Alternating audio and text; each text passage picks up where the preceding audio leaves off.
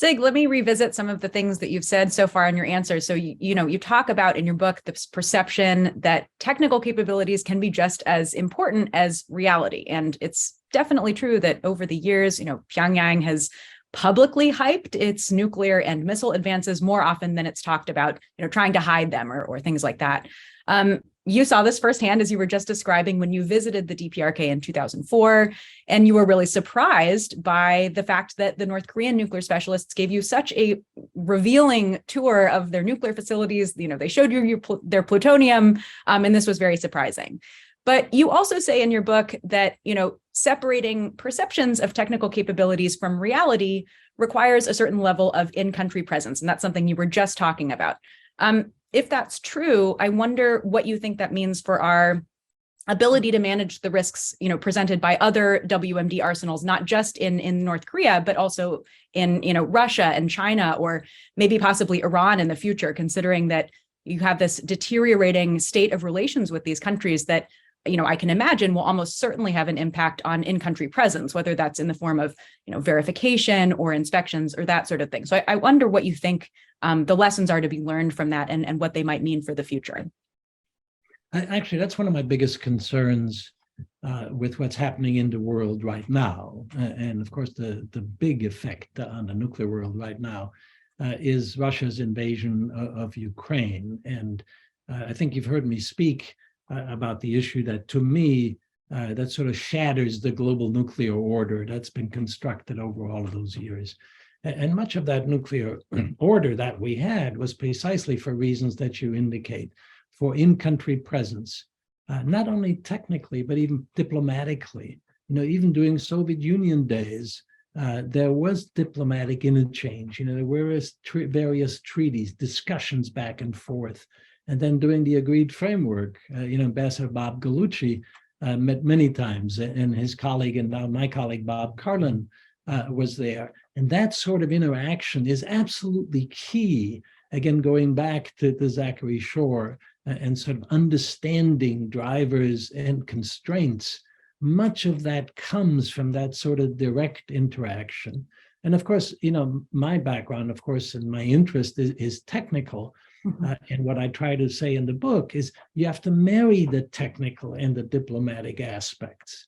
And so it's important to have a technical understanding. Well, our diplomats typically over the years, for technical understanding, they rely on our intel agencies. But North Korea particularly is an incredibly hard, intelligence target. And yet, because they wanted to get certain information out, they had people like me that were able to go into their facilities. And it's not their facilities, what was so fascinating. And actually, in the book, what I try to do, and I think my view is one actually has to read it.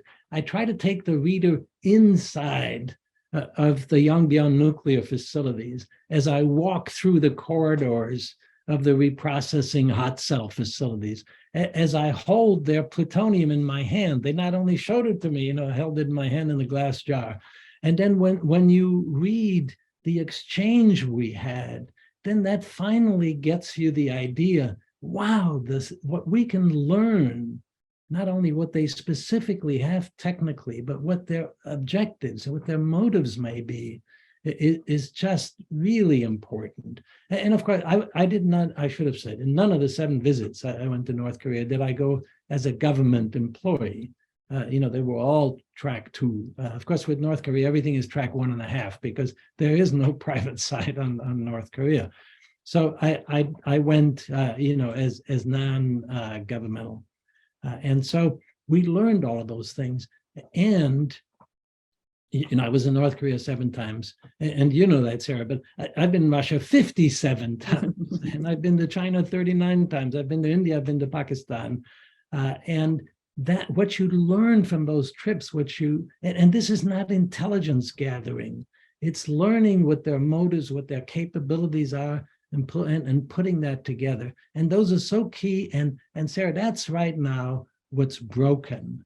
And so, I haven't now had any direct contact with my Russian colleagues that I worked with those 57 trips. since February 24th, the invasion of Ukraine.